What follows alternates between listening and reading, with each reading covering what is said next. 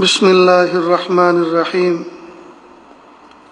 الحمد للہ وکفی وسلام علی عبادہ الذین اصطفی اما بعد اعوذ باللہ من الشیطان الرجیم بسم اللہ الرحمن الرحیم ویسألونک عن الروح قل الروح من امر ربی سبحان ربک رب العزة عما یصفون وسلام علی المرسلین والحمد للہ رب العالمین اللہم صلی علی سیدنا محمد وعلی آل سیدنا محمد وبارک وسلم اللہم صلی علی سیدنا محمد وعلی آل سیدنا محمد وبارک وسلم اللہم صلی علی سیدنا محمد وعلی آل سیدنا محمد وبارک وسلم۔ ماہ رمضان مبارک کی 7 تاریخ ہے، سن 1441 ہجری ہے۔ مئی مہینے کی پہلی تاریخ ہے، سن 2020 عیسوی ہے۔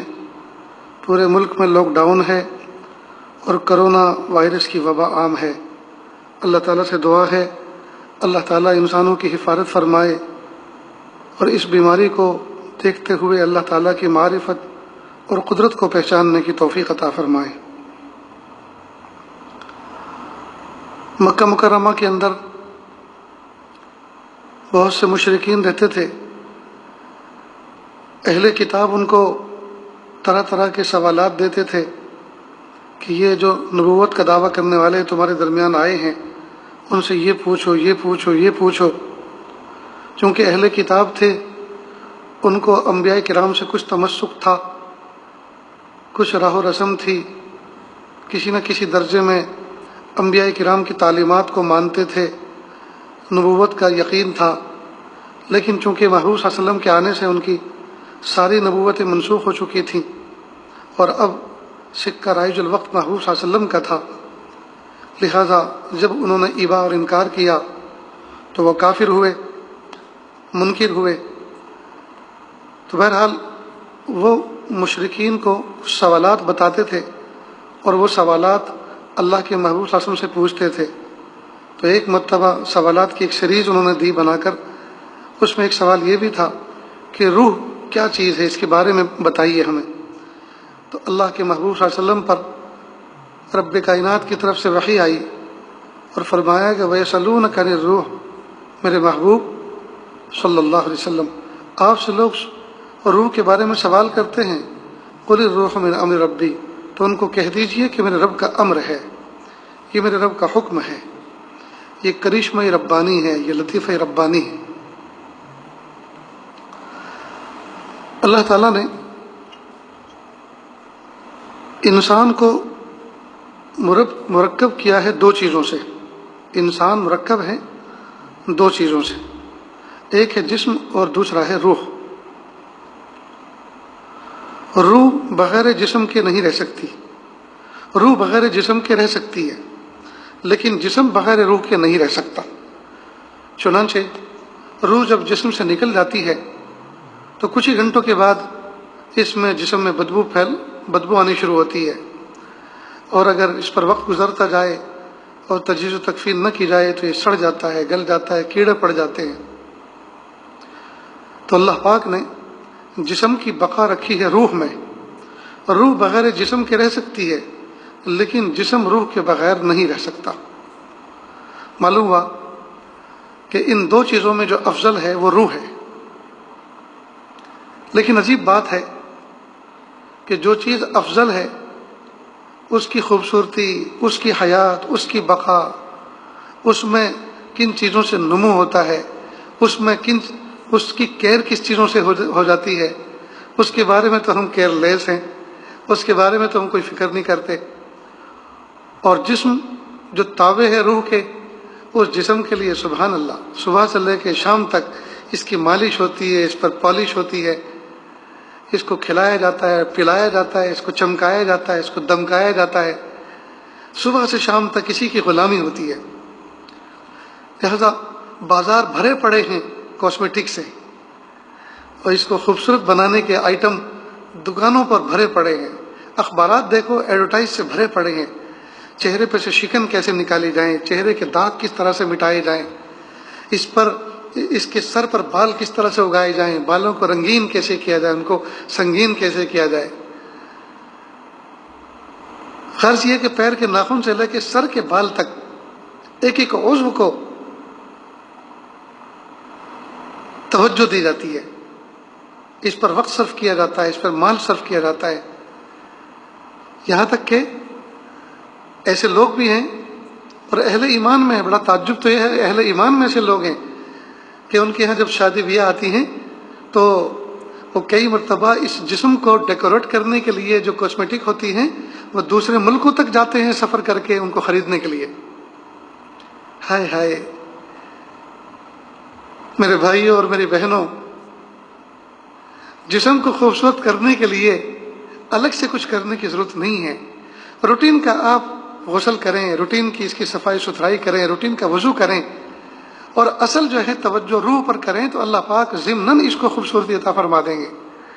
اس لیے عاجز کہا کرتا ہے کہ چہرے کی خوبصورتی کریم پاؤڈر لگانے میں نہیں ہے، بلکہ چہرے کی خوبصورتی حیا میں ہے، شرم میں ہے۔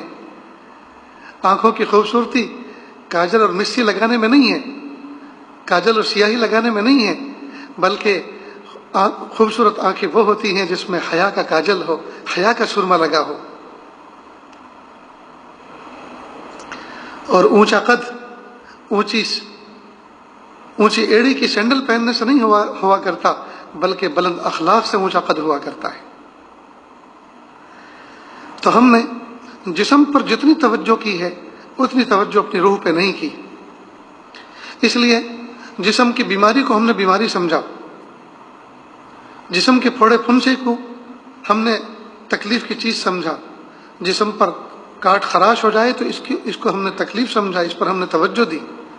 یہ عاجز کہا کرتا ہے ہماری زبان کا اگر ذائقہ خراب ہو جائے تو ہم ڈاکٹر کے پاس جاتے ہیں، اس کا علاج کرواتے ہیں، وہ دوائی دیتا ہے، تشخیص کرتا ہے، دوائی کھانی شروع کرتے ہیں ترتیب سے، اگر شفا ہوئی تو ٹھیک، نہیں تو دوسرا ڈاکٹر بدلتے ہیں، اس کے پاس جاتے ہیں، اس کی دوائی لیتے ہیں، دوائی تبدیل کرتے ہیں، شفا ہو گئی تو ٹھیک، نہیں تو تیسرے ڈاکٹر کے پاس جاتے ہیں، اس کی دوائی لیتے ہیں، وہاں بھی شفا نہ ہوئی اور اللہ پاک نے 2 پیسے دیے ہیں، صاحب حیثیت بنایا ہے، تو دلی اور بمبئی کے ڈاکٹروں کے پاس جاتے ہیں، وہاں سے علاج کرواتے ہیں، وہاں بھی شفا نہ ہوئی اور اللہ نے پیسے دے رکھے ہیں، تو آدمی لندن اور امریکہ کا سفر کرتا ہے زبان کا ذائقہ ٹھیک کرانے کے لیے۔ تو زبان کے ذائقے کو ہم ٹھیک کرانے کے اوپر ہماری اتنی توجہ، جسم کی بیماری اور تکلیف پر ہماری اتنی توجہ، لیکن زمانہ ہو گیا ہماری روح کا ذائقہ خراب ہو گیا ہے، ہماری روح کا ذائقہ خراب ہو گیا ہے۔ اور وہ کیسے؟ وہ اس طور پر کہ جب ہماری زبان کا ذائقہ خراب ہوتا ہے، ہم میٹھی چیزیں کھاتے ہیں تو میٹھی نہیں لگتی، تو ہمیں محسوس ہوتا ہے کہ زبان کا ذائقہ خراب ہو گیا ہے۔ ڈاکٹر کے پاس جا کر کہتے ہیں کہ ڈاکٹر صاحب پتہ نہیں مجھے کیا ہوا ہے، اہلیہ اتنی شاندار کوکنگ کرتی ہے، کل اتنی بہترین فش بنائی تھی لیکن کچھ مزہ ہی نہیں آیا، ہر لقمہ مجھے مٹی کا لگ رہا تھا۔ تو چونکہ زبان میں ذائقے کی صلاحیت اللہ نے رکھی ہے تو محسوس ہوتا ہے، تو ڈاکٹروں کے پاس مارے کھدڑے پھرتے ہیں، لیکن اللہ پاک نے روح کے اندر بھی تو ذائقہ رکھا ہے، کہ اللہ پاک نے میٹھے آم کے اندر ذائقہ رکھا، کھٹے لیموں کے اندر ذائقہ رکھا، کھٹی املی کے اندر ذائقہ رکھا، میٹھے گنے کے اندر اللہ پاک نے ذائقہ رکھا، تو کیا اللہ پاک نے اپنے کلام کی تلاوت میں کوئی ذائقہ نہیں رکھا؟ اللہ نے اپنی نماز کے اندر کوئی ذائقہ نہیں رکھا؟ اللہ نے اپنے نام اللہ کے اندر کوئی ذائقہ نہیں رکھا؟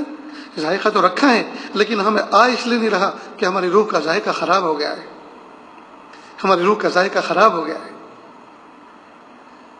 ایک کاش کہ ہم کسی اللہ والے کے پاس جاتے اور جا کر کہتے، اور اس لائن کے طبیب کے پاس جاتے اور جا کر کہتے کہ میں نماز پڑھتا ہوں، مجھے نماز میں مزہ نہیں آتا، میں تلاوت کرتا ہوں، تلاوت میں حلاوت نہیں، ذکر میں لذت نہیں، اللہ میں یکسوئی نہیں، آخر کیا وجہ ہے؟ تو پھر وہ بتاتے۔ تو جب اللہ پاک نے انسان کو مرکب کیا ہے 2 چیزوں سے، جسم اور روح سے، تو جسم کا بھی ہمارے اوپر حق ہے اور روح کا بھی ہمارے اوپر حق ہے۔ اور عجیب بات ہے، جو چیز جتنی زیادہ اہم ہوتی ہے وہ اتنی زیادہ توجہ کے قابل بھی ہوتی ہے۔ تو روح یہ جسم سے زیادہ اہم ہے، اس لیے کہ جسم بغیر روح بغیر جسم کے نہیں رہتی۔ روح جو ہے بغیر جسم کے رہ جاتی ہے، لیکن جسم روح کے بغیر نہیں رہتا۔ جسم محتاج ہے روح کا، تو روح اعلیٰ ہے، روح افضل ہے، تو افضل چیز پر توجہ اتنی زیادہ ہونی چاہیے۔ ہم نے دنیا کے اعتبار سے جس چیز کو زیادہ قیمتی سمجھا، ہم اپنی توجہ اس کو اتنی زیادہ دیتے ہیں۔ ہم نے ماں بہنوں کو دیکھا، گھر کے اندر جس الماری کے اندر کیش رکھا ہوتا ہے، جس الماری کے اندر جویلری رکھی ہوتی ہے، سونے چاندی کے زیورات ہوتے ہیں، جس وقت کہیں سفر پہ جانا ہوتا ہے تو سب سے آخری نظر اسی الماری پہ ڈالتے ہیں، اس کا لاک چیک کرتے ہیں، اور جب آتے ہیں تو سب سے پہلے اسی کے لاک پر ہاتھ لگا کے دیکھتے ہیں، اس کے ہینڈل کو پش کر کے دیکھتے ہیں کہ کسی نے کھولا تو نہیں ہے، اس میں چوری تو نہیں ہو گئی ہے، اور اگر نہیں بھی کھولا ہو پھر بھی اپنی چابی لگا کے اس کو کھول کر کنفرم کرتے ہیں کیش موجود ہے کہ نہیں، زیورات اپنی جگہ پہ رکھے ہیں کہ نہیں، جویلری باکس محفوظ ہے کہ نہیں۔ تو جس چیز کو ہم جتنا زیادہ اہم سمجھتے ہیں اس پر اتنی زیادہ توجہ دیتے ہیں۔ ہائے کاش کہ ہم اپنی روح کو اہم سمجھتے، کاش کہ ہم اس پر بھی کوئی توجہ دیتے، لیکن ہم نے اس کو روح کو اہم سمجھا ہی نہیں، لہٰذا اس پہ کوئی توجہ بھی نہیں۔ اللہ پاک نے جسم کو بنایا مٹی سے، اور اس کی ساری غذا بھی مٹی سے وابستہ فرمائی۔ انسان کو بھوک لگتی ہے، مٹی سے نکلا ہوا غلہ استعمال کرتا ہے، اللہ تعالیٰ اس کی بھوک کو دور کر دیتے ہیں۔ پیاس لگتی ہے، مٹی سے نکلا ہوا بورویل سے، کنویں سے نکلا ہوا پانی پیتا ہے، شکم سیر ہو جاتا ہے، تشنگی اس کی دور ہو جاتی ہے۔ لباس کی ضرورت ہے تو لباس بھی اللہ پاک نے مٹی سے وابستہ فرمایا۔ غرض یہ کہ جتنی بھی میٹل سے لے کر ہر چیز تک، یعنی سوئی سے لے کر دھاگے تک، جتنے بھی انسان کی ضرورت کی چیزیں ہیں وہ ساری کی ساری اللہ پاک نے مٹی سے وابستہ فرمائی۔ کچھ ڈائریکٹلی یوز ہوتی ہیں اور کچھ انڈائریکٹلی پروسیس کے بعد جو ہے یوز ہوتی ہیں، لیکن ہوتی ہیں وہ نکلی ہوئی مٹی سے۔ تو انسان کا جسم مٹی سے بنا اور اس کی ساری ضرورت اللہ پاک نے مٹی سے وابستہ فرمائی، اور وہ آئی ہے عالم بالا سے، عالم بالا سے، اور اس کی غذا بھی عالم بالا سے تعلق رکھتی ہے، اور یہ بھی بلند و بالا، اور اس کی غذا بھی رفیع و اعلیٰ، اور اس کا نظام بھی بڑا عجیب و غریب۔ افسوس کہ ہم نے اس پر کوئی توجہ نہیں کی۔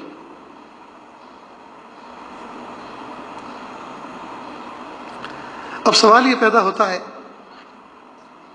کہ اس بات کا ہمیں احساس ہو گیا، ہم مان لیا کہ ہماری توجہ زیادہ جسم کی طرف ہے، اور اسی کی بیماری کی طرف ہماری توجہ زیادہ ہوتی ہے۔ جب یہ بیمار ہوتا ہے تو ہم مارے کھدیڑے پھرتے ہیں، اس کے علاج کی فکر کرتے ہیں، اور ہماری توجہ روح کی طرف نہیں ہے۔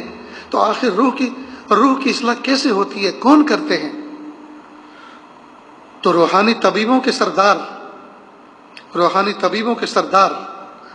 انہوں نے ہمیں خبر دی ہے، ان سے جن سے بڑا کوئی سچا ہو نہیں سکتا، جن کے بارے میں ہے وَمَا يَنْطِقُ عَنِ الْهَوَىٰ إِنْ هُوَ إِلَّا وَحْيٌ يُوحَىٰ، کہ وہ جو اپنی مرضی سے گفتگو نہیں کرتے، وہ اپنے نفس سے گفتگو نہیں کرتے، ان کی جو گفتگو ہوتی ہے وہ اللہ کی وحی ہوا کرتی ہے۔ اسی پیارے نبی نے فرمایا صلی اللہ علیہ وسلم، اسی پیارے کائنات کے روحانی طبیبوں کے سردار نے فرمایا، الا ان فی الجسد لمضغۃ اذا صلحت صلح الجسد کلہ واذا فسدت فسد الجسد کلہ الا وہی القلب۔ اے لوگو باخبر ہو جاؤ، اللہ پاک نے آپ کے جسم کے اندر، انسانی جسم کے اندر ایک لوتھڑا بنایا ہے، وہ اگر ٹھیک ٹھاک ہو، صاف ستھرا ہو تو پورا جسم کا نظام ٹھیک ٹھاک رہتا ہے، اور وہ اگر بگڑتا ہے، خراب ہوتا ہے تو پورا نظام دھرم بھرم ہو جاتا ہے۔ اور یہ لوگوں یاد رکھنا، اس کا نام دل ہے، دل۔ اور اسی کے بارے میں محبوب صلی اللہ علیہ وسلم فرمایا، ان اللہ لا ينظر الى اجسامکم ولا الى صورکم ولکن ينظر الى قلوبکم۔ نہ اللہ تعالیٰ تمہارے جسموں کو دیکھتے ہیں، نہ تمہاری صورتوں کو دیکھتے ہیں، ہاں البتہ تمہارے قلب کو دیکھتے ہیں۔ ظاہر ہے اللہ پاک نے ہمارے جسم کو اللہ نے بنایا، یہ اللہ کی صنعت ہے، اللہ کی بنائی ہوئی کاریگری ہے، یہ اللہ کی کاریگری کا شاہکار ہے۔ اللہ اس کو دیکھ کر کیا کریں گے؟ اللہ نے خود بنایا اس کو۔ یہ کالا ہے، یہ گورا ہے، چھوٹا ہے یا بڑا ہے، یہ موٹا ہے یا پتلا ہے، جو بھی ہے وہ اللہ نے بنایا، اللہ کا بنایا ہوا ہے۔ اسی طرح صورتیں وہ کیسی ہیں، وہ بھی اللہ پاک نے بنائی ہیں، گھڑی ہیں۔ تو جسم اور صورت اللہ کی بنائی ہوئی ہے، تو محبوب صلی اللہ علیہ وسلم فرما رہے ہیں ان اللہ لا ينظر الى اجسامکم ولا الى صورکم، تمہارے جسموں کو بھی نہیں دیکھتے اور تمہاری صورتوں کو بھی نہیں دیکھتے، بلکہ ينظر الى قلوبکم، البتہ تمہارے قلوب کو دیکھتے ہیں۔ کیا مطلب؟ قلوب کے اندر جو کیفیت ہے وہ بندے کے اختیار میں اللہ پاک نے عطا فرمائی ہے کہ اس نے کیا کچھ رکھا ہے، کیا کچھ وہ اندر جمع کر رہا ہے، اچھائیاں جمع کر رہا ہے یا برائیاں کر رہا ہے، نیکیاں کر رہا ہے یا معصیت کر رہا ہے، وہ کیا کر رہا ہے، اس پر اللہ پاک نظر فرماتے ہیں۔ تو جس طرح سے اللہ رب العزت نے جسموں کے طبیب بنائے ہیں اور اس کے بڑے ماہر ہوتے ہیں اور وہ جسموں پر نگرانی کرتے ہیں، جسموں کی کمی کوتاہیوں کو ٹھیک کرتے ہیں، وہ اللہ تعالیٰ نے ایک نظام بنایا ہے۔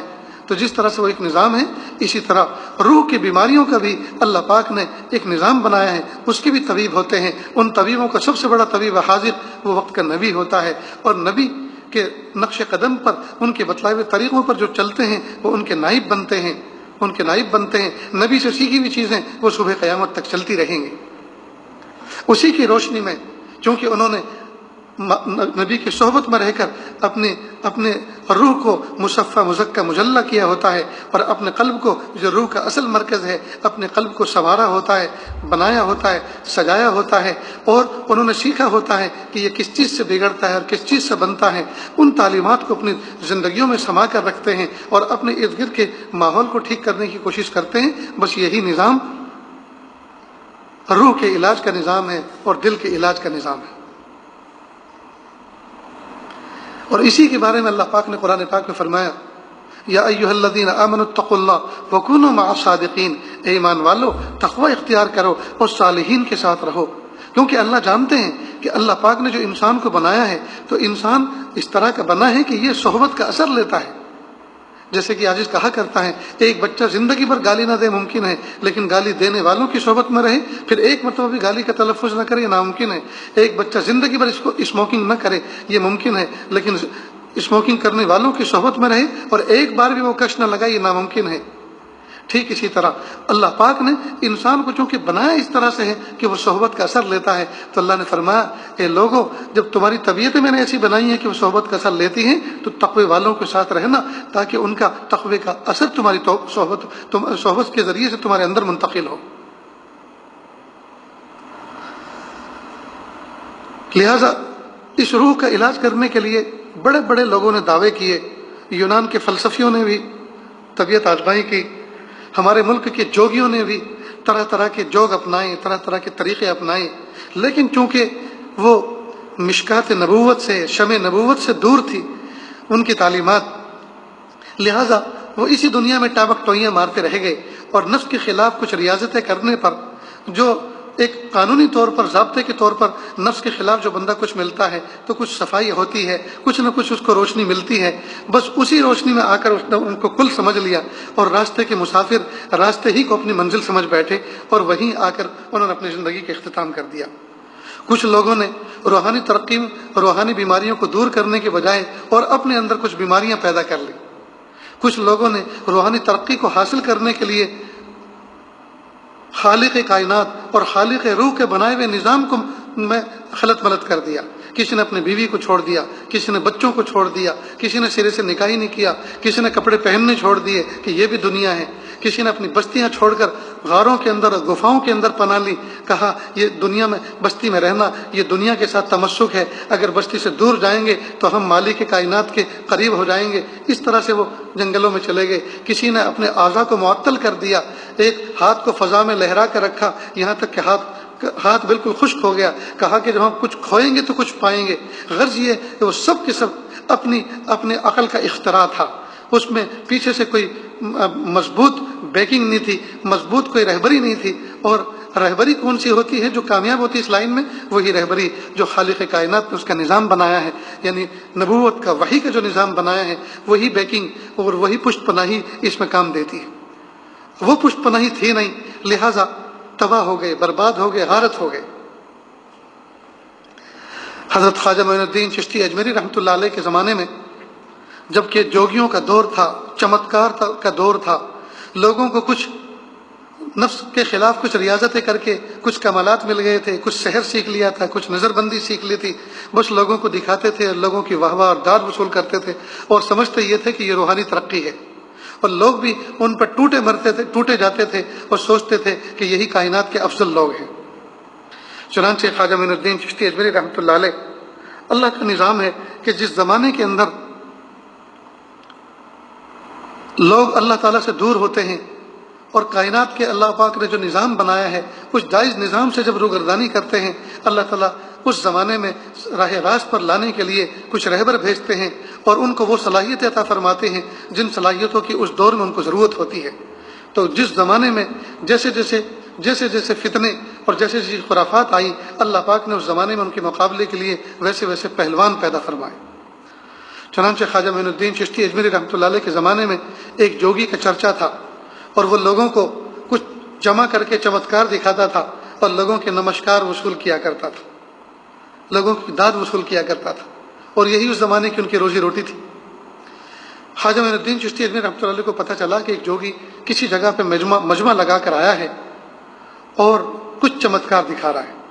حضرت نے اپنے خادم کو ساتھ لیا، لکڑی کی کھڑاؤں ہوا کرتی تھی اس زمانے میں، لکڑی کی چپل وہ پہنے ہوئے تھے، پہنچے مجمع میں۔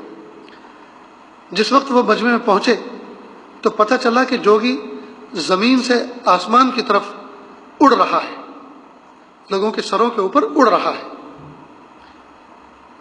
اللہ کی شان، حضرت خواجہ معین الدین چشتی اجمیری رحمۃ اللہ علیہ اللہ کی طرف متوجہ ہوئے اور اپنی کھڑاؤں کو حکم دیا کہ اس کو نیچے اتار کے لائے۔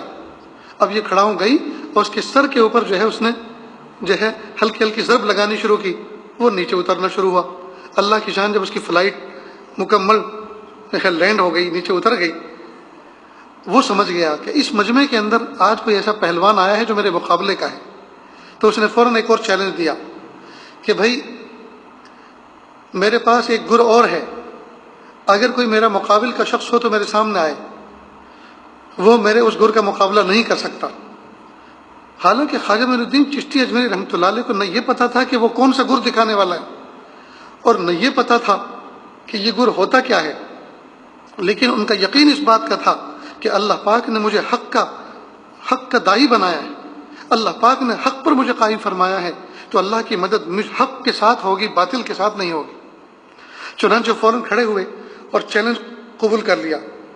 اس نے کہا اچھا میاں جی آپ ہیں، آپ میرا مقابلہ کریں گے؟ کہا کہ دیکھو، ایک پیالہ پانی کے اندر میں اپنے پورے وجود کو غرق کر دیتا ہوں، کیا آپ ایک پیالے پانی کے اندر اپنے وجود کو غرق کر سکتے ہیں؟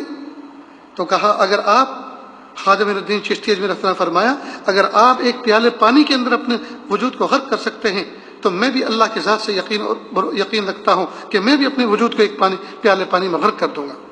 چنانچہ 2 پیالے منگائے گئے، ایک اونچی سی جگہ پہ رکھے گئے۔ اب حضرت نے ایک بات فرمائی کہ جوگی صاحب آپ اپنے مذہب کے لوگوں کو اٹھاؤ، 2 شخصوں کو، اور ان سے حلف لو، ان سے وعدہ لو کہ وہ جو بولیں گے سچ بولیں گے اور سچ کے سوا کچھ نہیں بولیں گے۔ چنانچہ 2 شخصوں کو بلایا گیا اور ان سے حلف لیا گیا کہ جو کچھ بولو گے سچ بولو گے، سچ کے سوا کچھ نہیں بولو گے۔ انہوں نے وعدہ کر لیا۔ اس کے بعد حضرت نے کہا کہ اب 2 رومال منگواؤ، جیسے دستی ہاتھ کے رومال ہوتے ہیں، ایسے 2 کپڑے منگائے گئے۔ پھر حضرت نے فرمایا کہ دیکھو، جوگی اپنے پیالے میں غرق ہوں گے اور میں اپنے پیالے میں غرق ہوں گا، اور تم دونوں کا کام یہ ہے کہ الگ الگ پیالے سے دونوں کپڑوں کو بھگو کے رکھ لینا، اور جب ہم پوچھیں تو جو تم سے پوچھیں وہ سچ کہنا، سچ کے سوا کچھ مت کہنا۔ ٹھیک ہے۔ اللہ کی شان، جوگی نے اپنے پیر کا انگوٹھا پانی میں ڈبونا شروع کیا اور وہ اس طرح سے ڈیزولو ہونا شروع ہوا جس طرح سے موم بتی پگھلنا شروع ہوتی ہے۔ اللہ کی شان، پورا کا پورا جسم ایک پیالے پانی کے اندر غرق ہو گیا، یہاں تک کہ ناپید ہو گیا، لوگوں کی آنکھوں سے اوجھل ہو گیا۔ سب لوگوں نے زور سے کڑا کے دار تالی بجائی۔ حضرت نے بھی ٹھیک اسی طرح، جس طرح سے اس نے اپنے آپ کے وجود کو غرق کیا، اسی طرح سے اپنے وجود کو غرق کر دیا۔ لوگوں نے اور زوردار تالی بجائی۔ تھوڑی دیر کے بعد دونوں نمودار ہوئے۔ اب دونوں شخصوں نے دونوں رومالوں کو الگ الگ پیالوں میں بھگو کے رکھ لیا تھا۔ اب حضرت نے ان کو کہا کہ اب ان دونوں کو سونگھو۔ تو ایک نے جب منہ کے قریب کیا تو فوراً اس کو ابکائی جیسی آئی، بدبو آئی، اس نے فوراً دور کر دیا۔ دوسرے نے سونگا تو سونگتا ہی رہ گیا۔ حضرت نے پوچھا سچ بتاؤ، بدبو کس میں آ رہی ہے اور خوشبو کس میں آ رہی ہے؟ تو بتانے والوں نے سچ بتایا اپنے وعدے کے مطابق کہ جو گرو جی کے پیالے میں جو رومال بھگویا تھا، جو جوگی تھے ان کے پیالے میں جو رومال بھگویا تھا اس میں بدبو آ رہی ہے، اور جو خواجہ صاحب کے پیالے میں رومال بھگویا گیا تھا اس میں خوشبو آ رہی ہے۔ اب سارے کے سارے متعجب ہوئے، حیران ہوئے، اور وہ جوگی بھی حیران ہوا۔ حضرت نے پوچھا کہ گرو جی، حضرت نے کہا کہ گرو جی آپ جو ہیں حیران نہ ہوں، یہ آپ کے پانی کی بدبو نہیں ہے اور یہ میرے پانی کی خوشبو نہیں ہے، حقیقت میں وہ آپ کے باطل کی بدبو ہے اور یہ میرے حق کی خوشبو ہے۔ اللہ کا شکر ہے میں حق پر ہوں، اس لیے اللہ پاک نے وہ خوشبو جو پانی میں رکھی ہے وہ حق کی خوشبو دکھلائی ہے، اور آپ چونکہ باطل پر ہیں تو وہ آپ کے پانی کی جو بدبو ہے وہ آپ کے پانی کی بدبو نہیں، وہ آپ کے باطل کی بدبو ہے۔ بس فوراً قدموں میں گر گیا اور کہا اتنی تپسیا کرنے کے بعد، اتنے مجاہدات کرنے کے بعد اگر کمال بھی ملا تو بدبودار، کیا فائدہ اس کا؟ بس جو کلمہ آپ پڑھتے ہیں اور جس ساتھ کو آپ مانتے ہیں مجھے بھی اس کا غلام بنا دیجئے۔ اور اس طرح سے کر کے کلمہ پڑھ کر مشرف با اسلام ہوا، اور اس کے ماننے والے جتنے بھی تھے ضمن سارے کے سارے مشرف با اسلام ہو گئے۔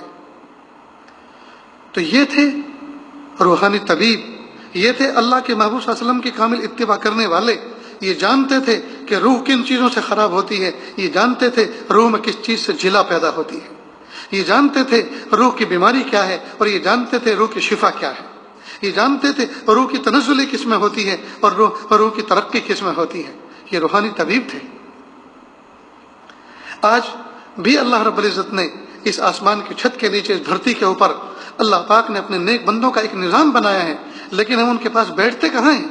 اللہ والوں کے پاس جاتے ہیں تو اپنی ذاتی کچھ غرضیں لے کر جاتے ہیں۔ مالدار کسی اللہ والے سے تعلق اس لیے رکھتا ہے، ان کو ہدیے تحفے اس لیے پیش کرتا ہے کہ ان کی دعا سے میری تجارت میں کبھی لوس نہیں آئے گا، میری تجارت میں ترقی ہوتی رہے گی۔ بھئی اس تجارت کو لے کے تم کرو گے کیا؟ اس مادیت سے تم کرو گے کیا؟ وہ بیمار آدمی اس لیے جاتا ہے، یہ سر پہ ہاتھ پھیرا دیں گے، یہ دم کر دیں گے تو مجھے شفا ہو جائے گی۔ کوئی کنگال اور قلاش آدمی اس لیے جاتا ہے، یہ دعا کر دیں گے، یہ توجہ کر دیں گے تو میرا گھر بار بن جائے گا۔ کوئی غیر شدہ شادی شدہ اس لیے جاتا ہے، ان کی نظر پڑ جائے گی تو خوبصورت کوئی دلہن مل جائے گی۔ غرض یہ ہے کہ ایک سے لے کر آخر تک، الف سے لے کر یا تک جتنے لوگ بزرگوں سے اس وقت وابستہ ہو رہے ہیں، سب کے اندر جو ہے کوئی نہ کوئی مادی غرض ہے، کوئی نہ کوئی ایسی کھوٹ ہے جس کھوٹ کی وجہ سے وہ ترقی نہیں کر پا رہے۔ وہ جس مقصد کے لیے بیٹھے تھے، اللہ پاک نے جس مقصد کے لیے، جس منصب پہ ان کو فائز کیا تھا، اس درد کے لیے، اس دکھ کے لیے، تو ایک آدمی بھی ان کے پاس نہیں آ رہا۔ کوئی نہیں آ کر کہتا حضرت زمانہ ہو گیا، سجدوں میں سوائے ٹکر مارنے کی کچھ نہیں مل رہا، حضرت زمانہ ہو گیا، تلاوت میں حلاوت نہیں، ذکر میں لذت نہیں، کیا میری زندگی ایسی گزر جائے گی؟ میری 40 سال کی عمر ہو گئی، 46 سال کی عمر ہو گئی، کیا میں اسی طرح غفلت میں زندگی گزار کے چلا جاؤں گا؟ کیا حضرت دعا کر دیجئے، مجھے کچھ نسخہ ایسا بتائیے جس سے میری روح میں ترقی ہو، میری روحانیت پر ترقی ہو، میرا قلب اللہ کی طرف جھکا ہو، میرے قلب میں اللہ کی طرف جھکا ہو۔ کوئی یہ اس مقاصد کے لیے نہیں آتا۔ ہر آدمی آتا ہے یا تو نئی گاڑی لے کر آتا ہے، حضرت بیٹھ جائیے، گاڑی میں دعا کر دیجئے، کوئی حادثہ نہ ہو، حضرت دعا کر دیجئے، جلدی اس کو نکالنا ہے، اس کے بعد مرسیڈیز لانی ہے، پھر اوڈی اور گھوڑی لانی ہے، پھر آپ کو اس میں بٹھائیں گے، اس میں گھمائیں گے۔ تو کیا یہ بزرگان دین اس لیے پیدا ہوئے کہ تمہاری اوڈی اور گھوڑی میں گھومتے پھرے؟ اس لیے میرے بھائیوں، میری بہنوں، اللہ کے لیے رمضان مبارک کے مہینے میں ہم اللہ سے یہ مانگیں، میرے پیارے اللہ، زبان کے ذائقے کے لیے ہم صبح سے شام تک کیا کچھ نہیں کرتے۔ میری ماں بہنوں سے میں مخاطب ہوں، وہ ذرا سوچیں وہ کچن میں کتنے گھنٹوں سے کھڑی ہوئی ہیں، اب زبان کے ذائقے کو لیے اور زبان کے چٹخارے کے لیے کتنے گھنٹے ہماری انرجی اور ہماری محنت اس پہ صرف ہو رہی ہے۔ اور ذرا سے نمک کی کمی رہ جائے، ذرا سی مرچ کی کمی رہ جائے، ذرا سا ٹیسٹ اوپر نیچے ہو جائیں، کچھ داد ملتی ہے بھلا؟ کچھ نہیں۔ تو زبان کے لیے ہم اتنی محنتیں کر رہے ہیں، اتنے پسینے بہا رہے ہیں، کئی قرآن پاک کے پارے پورے کرنے کے بعد ایک مرتبہ بھی ہمارا دل نہیں لرزتا، ایک مرتبہ بھی ہمارے آنکھوں میں آنسو نہیں آتے، ہمارا دل نہیں کانپتا۔ ہم اللہ سے یہ دعا کیوں نہیں کرتے؟ میرے پیارے اللہ، جب آپ نے میرے ہاتھوں میں یہ تاثیر رکھی ہے کہ میرے ہاتھ جس کھانے میں پڑ جائے، میرے شوہر کہتے ہیں، میرے سرتاج کہتے ہیں، میرے بچے کہتے ہیں، میری بیٹی کہتے ہیں، امی تمہارے ہاتھ کی تو بات ہی کچھ اور ہے، امی تم بیمار مت ہوا کرو۔ جب ہم پکاتے ہیں تو ہمارے ہاتھوں میں وہ تاثیر نہیں ہوتی، سب لوگ دسترخوان سے بھوکے روکے اٹھ جاتے ہیں، امی تم تم بنایا کرو، تمہارے ہاتھ میں اللہ نے تاثیر رکھی ہے۔ تو وہ ماں اللہ کے سامنے رو کر یوں کیوں نہیں کہتی پیارے اللہ جب آپ نے میرے ہاتھوں میں کھانوں میں ایسی تاثیر رکھ دی ہے کہ لوگ انگلی چاٹتے رہ جاتے ہیں، میرے پیارے اللہ میری تلاوت میں بھی تاثیر پیدا فرما دیجئے، میرے ذکر میں بھی تاثیر پیدا فرما دیجئے، میرے پیارے اللہ میرے اخلاق بھی اچھے کر دیجئے، میری زبان سے نکلنے والے الفاظ بھی اچھے کر دیجئے۔ اللہ میری زبان سے الفاظ نکلتے ہیں تو سامنے والوں کا دل چھلنی ہو جاتا ہے۔ اللہ میرا بیہیو، میرا برتاؤ کسی کے ساتھ ہوتا ہے تو وہ مجھ سے کبھی نہ ملنے کا عہد کر لیتا ہے، تو اس کے بارے میں ہم اللہ سے کیوں نہیں دعا کرتے فکر کے ساتھ۔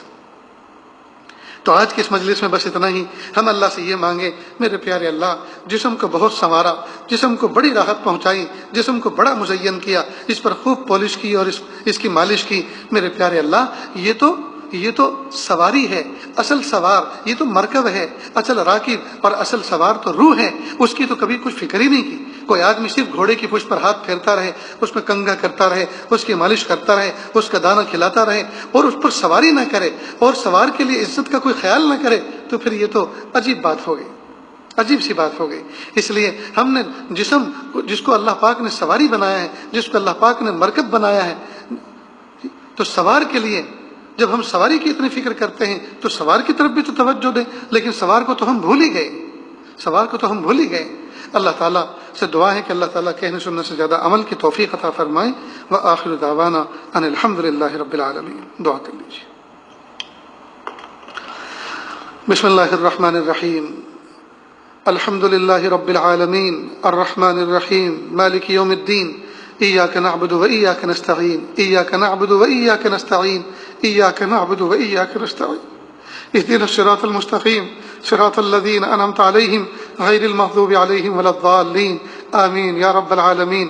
اللہ جی ہم ظاہر میں آپ کے بندے اور بندیاں ہیں، حقیقت میں نہایت گندے ہیں، اللہ ہمارے دلوں کی گندگی کو دور فرما، ہمیں اپنی بندگی کا سلیقہ عطا فرما، شرمندگی والے کاموں سے ہماری حفاظت فرما، برے دن سے، بری بات سے، بری رات سے، برے انجام سے ہماری حفاظت فرما، سوء خاتمہ سے ہماری حفاظت فرما۔ میرے پیارے رب، رمضان مبارک کا مبارک مہینہ ہے اور شام کا افطار کا وقت ہے، افطار کے وقت آپ کی رحمتیں چھم چھم برستی ہیں، آپ کی طرف سے اعلان کیا جاتا ہے کوئی مانگنے والا اس کو دیں، ہے کوئی بیماری سے شفا مانگنے والا اس کو شفا دیں، ہے کوئی گناہوں سے مغفرت چاہنے والا اس کی مغفرت کریں۔ میرے پیارے اللہ اس کرونا وائرس سے اللہ انسانوں کو شفا عطا فرما، اس وبا سے انسانوں کو شفا عطا فرما، اللہ گناہوں سے اللہ ہماری ہمیں معافی نصیب فرما، ہماری مغفرت فرما، اللہ ہم سب کو ایسا بنا دیجئے ہم آپ کو پسند آ جائیں۔ میرے پیارے اللہ جمعہ کا مبارک دن ہے، رمضان مبارک کا مبارک مہینہ ہے، اور جمعہ کا دن بھی جمعہ کے دن کا وقت بھی وہ پرائم وقت ہے جس کے بارے میں محبوب صلی اللہ علیہ وسلم اور عائشہ صدیقہ رضی اللہ عنہ کی طرف سے یہ اشارے ملتے ہیں کہ اس وقت میں عصر کے بعد سے لے کر غروب آفتاب تک کی گھڑی ایسی ہوتی ہے جس میں دعائیں قبول ہوتی ہیں۔ میرے پیارے رب، میرے سونے رب، میرے اچھے رب، ہم آپ سے بھیک مانگتے ہیں۔ میرے پیارے اللہ آپ نے فرمایا فَأَمَّا السَّائِلَ فَلَا تَنْهَرْ، سائل کو جھڑکو نہیں، سائل کو ڈانٹو نہیں۔ اللہ جب ہم کمزوروں کو آپ نے یہ حکم دیا تو آج ہم بھی تو سائل بن کر آپ سے بھیک مانگ رہے ہیں۔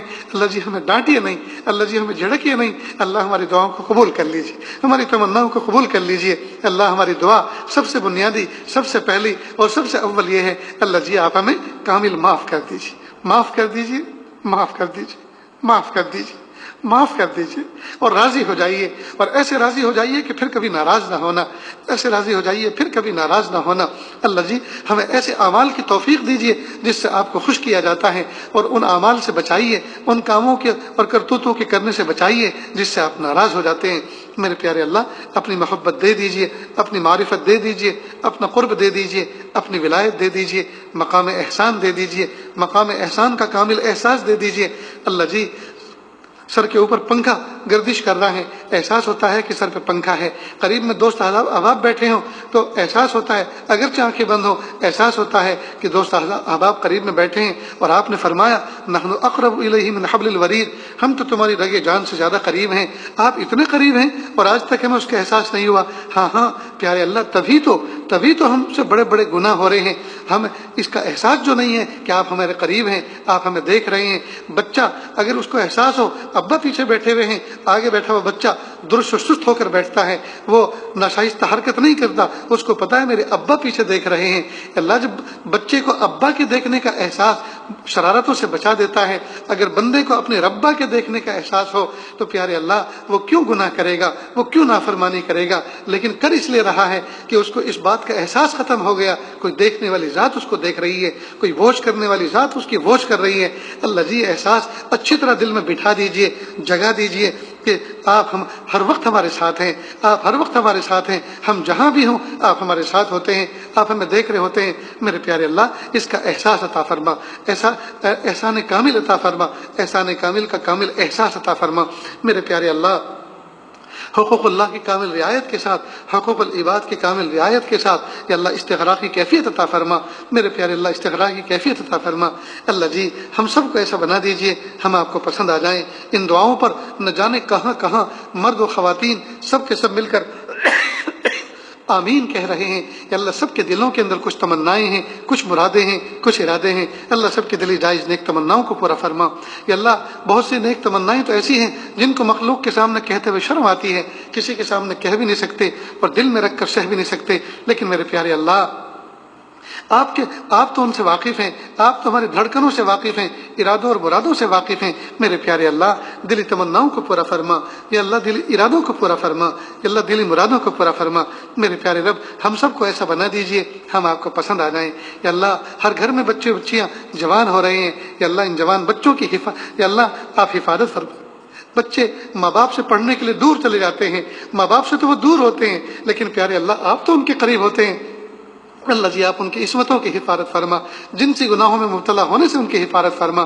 یا اللہ بدکاریوں سے حفاظت فرما، بد نگاہیوں سے حفاظت فرما، بد اخلاقیوں سے حفاظت فرما۔ میرے پیارے اللہ جوان جوان بچے جب گھر سے باہر نکلتے ہیں اور ماں باپ سے دور ہوتے ہیں تو جب تک واپس نہیں آتے طرح طرح کے وساوس آتے ہیں، اللہ گناہ مبتلا نہ ہو جائیں، اللہ کسی عشق مجازی کا شکار نہ ہو جائیں۔ میرے پیارے رب آپ حفاظت فرمائیے، جہت ستہ سے ان کی حفاظت فرمائیے۔ اللہ ماں باپ کی دعائیں بچوں کے حق میں مستجاب ہوتی ہیں۔ میرے پیارے اللہ ہم اپنے بچوں کے مستقبل کے لیے دعا کر رہے ہیں، اللہ ہم اپنے بچوں کی روحانیت کے لیے دعا کر رہے ہیں کہ اللہ ان کی روحانیت کو میلہ ہونے سے بچائیے، یا اللہ نفسانیت سے بچائیے، یا اللہ شیطانیت سے بچائیے۔ میرے پیارے اللہ عشق مجازی کا شکار ہونے سے بچائیے، اللہ عشق حقیقی عطا فرمائیے۔ میرے پیارے اللہ جنسی گناہوں میں مبتلا ہونے سے بچائیے، یا اللہ دامن کو پاک رکھیے، دامن کو صاف رکھیے، یا اللہ ان کو تقوی عطا فرمائیے، یا اللہ طاعت و عبادات کا شوق عطا فرمائیے۔ میرے پیارے اللہ بچے بڑے ہو چکے ہیں جن کے، یا اللہ ان کو نیک صالح رشتے عطا فرما، ماں باپ کے کندھوں سے فریضے ادا کرنا آسان فرما۔ یا اللہ جن کا نکاح ہو چکا ہے، زمانہ گزر گیا لیکن میاں بیوی میں ایسی محبت پیدا نہ ہو سکی جیسی ہونی چاہیے تھی، یا اللہ ان کے دلوں میں سچی محبت ایک دوسرے کی پیدا فرما۔ میرے پیارے اللہ جن کا نکاح ہوئے زمانہ گزر گیا، گود اولاد سے خالی ہے، اللہ ان کو نیک صالح اولاد عطا فرما، نرینہ اولاد عطا فرما، بیٹیاں بھی عطا فرما، بیٹے بھی عطا فرما، ان کی بہترین تربیت کرنے کا سلیقہ عطا فرما۔ جو بچے ماں باپ کی نافرمان نکل گئے، نکمے نکل گئے، یا اللہ ان کی اصلاح فرما دیجئے، یا اللہ ان کو فرما بردار بنا دیجئے، اور اولاد کے دکھوں سے بچا لیجئے، اولاد کے دکھوں سے بچا لیجئے، اولاد کے دکھوں سے بچا لیجئے۔ یا اللہ جس بستی میں ہم بیٹھے ہوئے ہیں، یا اللہ اس بستی کی حفاظت فرما، بستی میں رہنے والے اہل ایمان کی حفاظت فرما، رزق حلال عطا فرما، جہاں جہاں اہل ایمان بستے ہیں یا اللہ ان کے ایمان کی حفاظت فرما، جان مال عزت آبرو کی حفاظت فرما، اخلاق کاملہ عطا فرما، احسان کامل عطا فرما۔ اللہ جو مانگا عطا فرما، جو مانگنے سے رہے وہ بھی عطا فرما۔ وصلی اللہ تعالی علی خیر خلقہ محمد و آلہ و اصحابہ اجمعین برحمتک یا ارحم الراحمین۔